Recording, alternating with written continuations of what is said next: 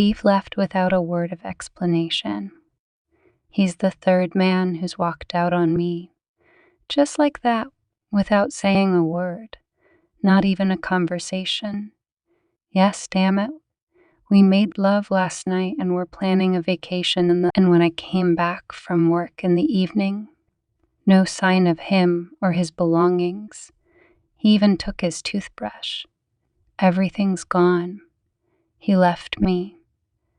I didn't even cry, just felt emptiness and bewilderment. His phone was blocked. I was blacklisted on social media. What happened?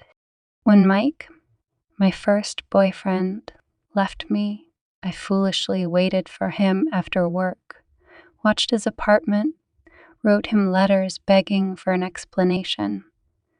He said I would find happiness, but not with him.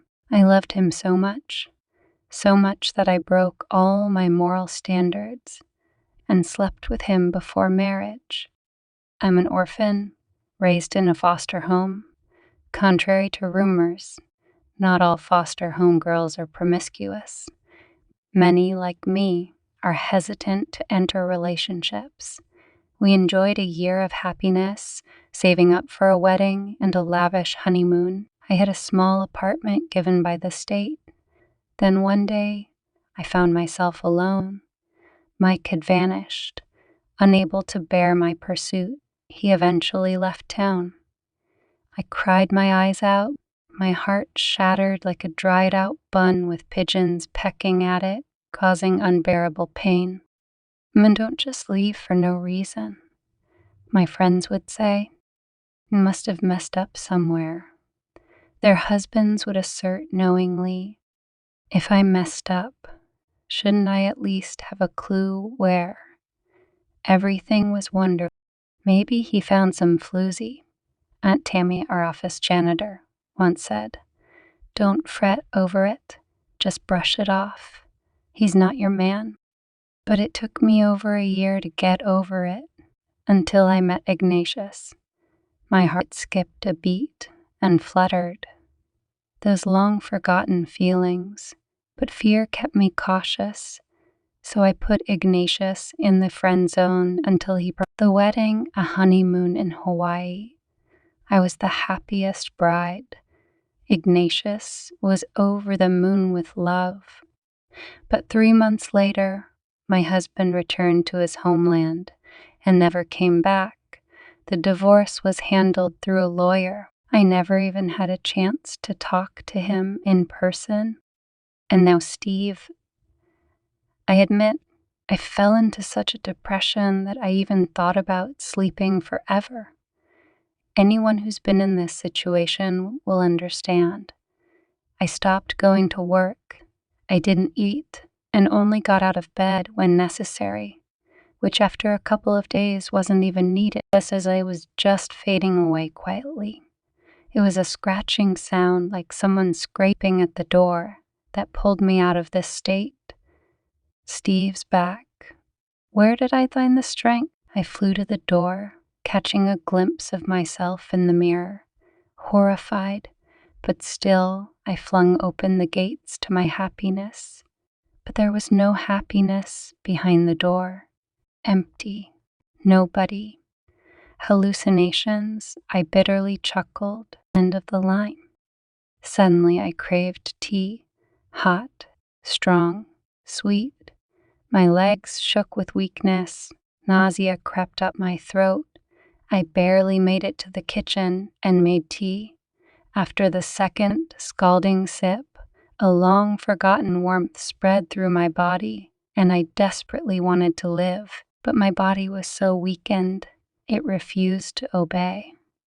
It took a week to inject life back into it. Thankfully, there were food supplies in the fridge.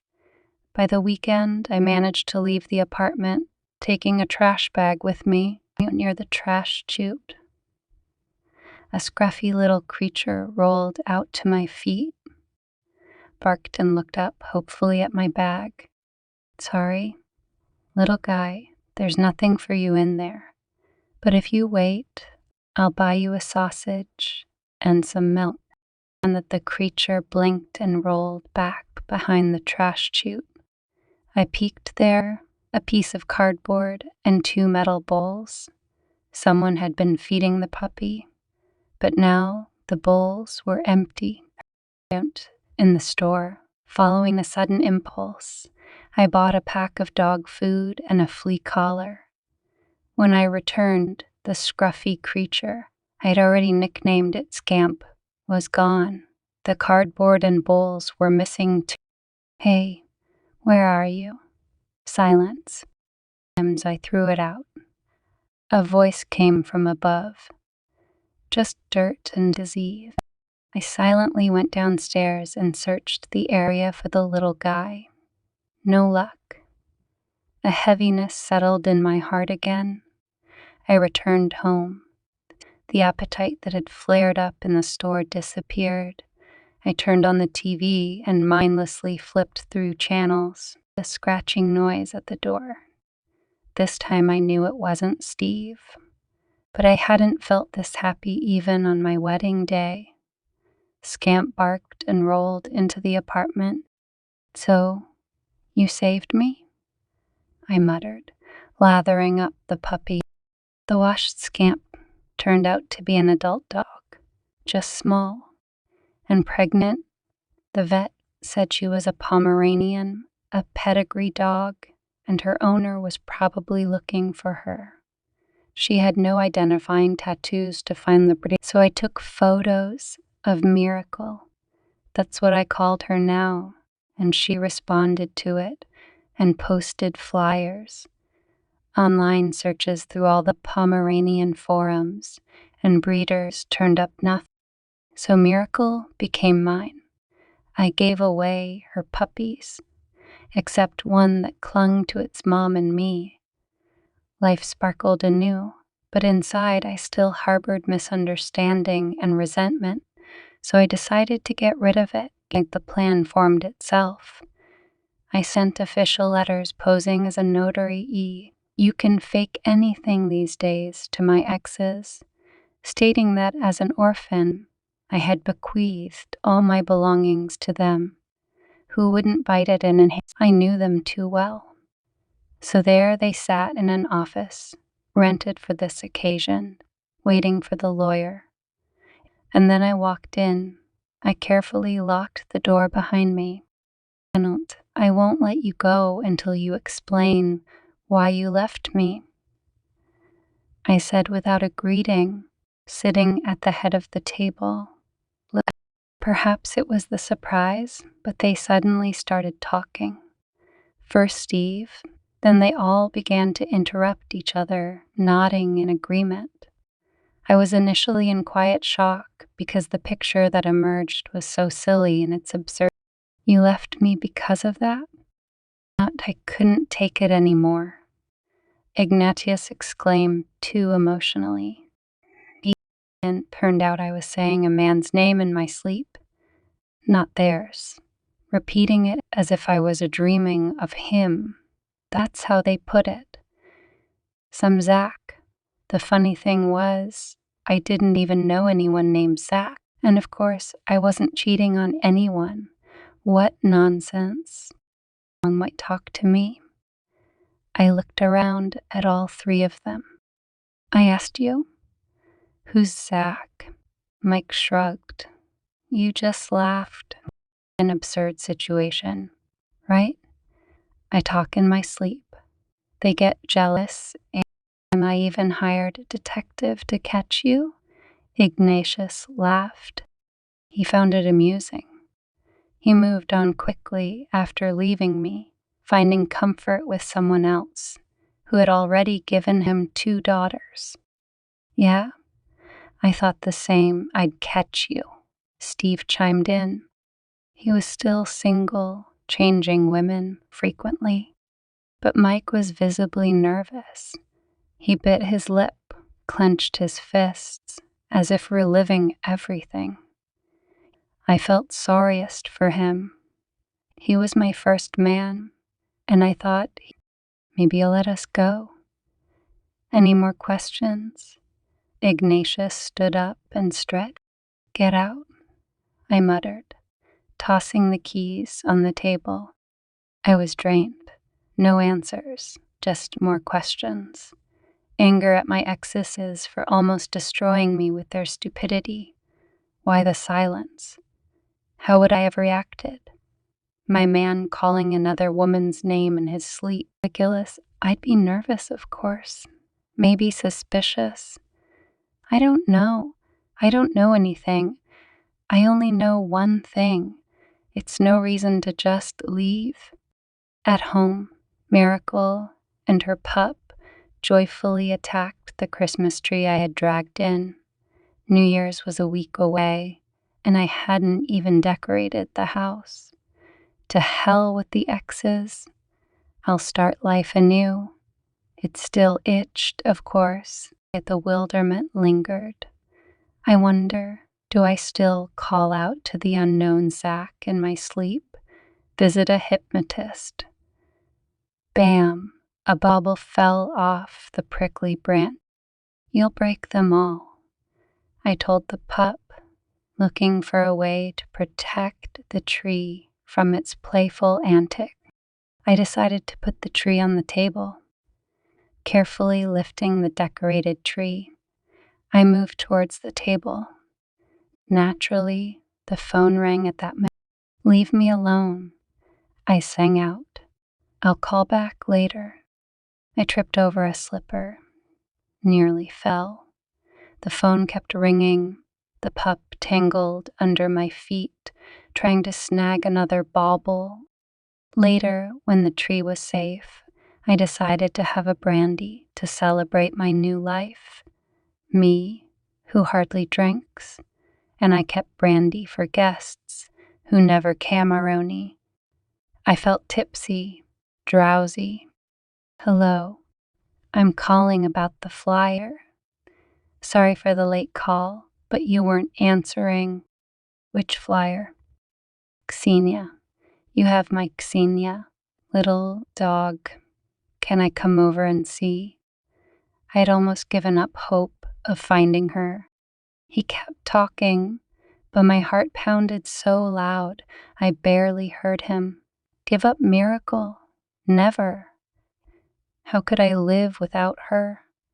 And as if responding to my thoughts, the pup appeared and nipped at my heel. I'm still here with you. Xenia's owner arrived an hour later, bringing a chill of frost and a wave of happiness. I stood there, shame-faced, hiding the smell of alcohol. Xenia, he exclaimed, dropping to his knees and burying his nose in her fluffy fur. Silly girl, ragamuffin, little monster, he whispered. Thank you. Thank you. He stood up, clutching my Miracle, and looked at me with tear-filled eyes. 8 months? I thought she was...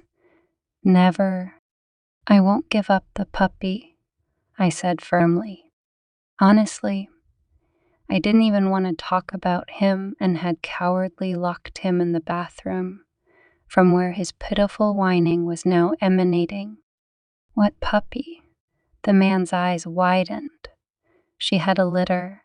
He looked sternly at Miracle. She modestly lowered her gaze. Typical female. Yes, of course. You can keep him? The man smiled. I was already calculating how much money I had. Just may I see him?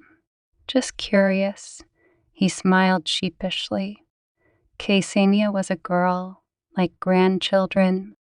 Oh, I blurted out, along with the fumes of brandy. What a lunatic. So may I? He winced at my exhaust and added, Anyway, I owe you for Xenia's. Have you lost your mind? I frowned at his words, and unexpectedly, even to myself, offered, Do you want a drink? It's almost, and I felt like an alcoholic. Why not? The owner of my Miracle smiled and started taking off his shoes.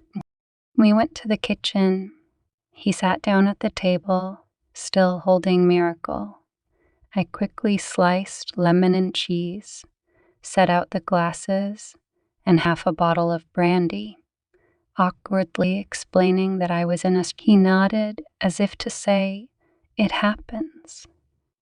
Then we silently drank and both reached for the same lemon slice.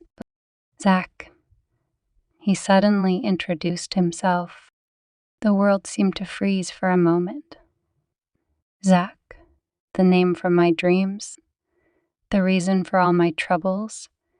I looked at him, stunned, my mind racing.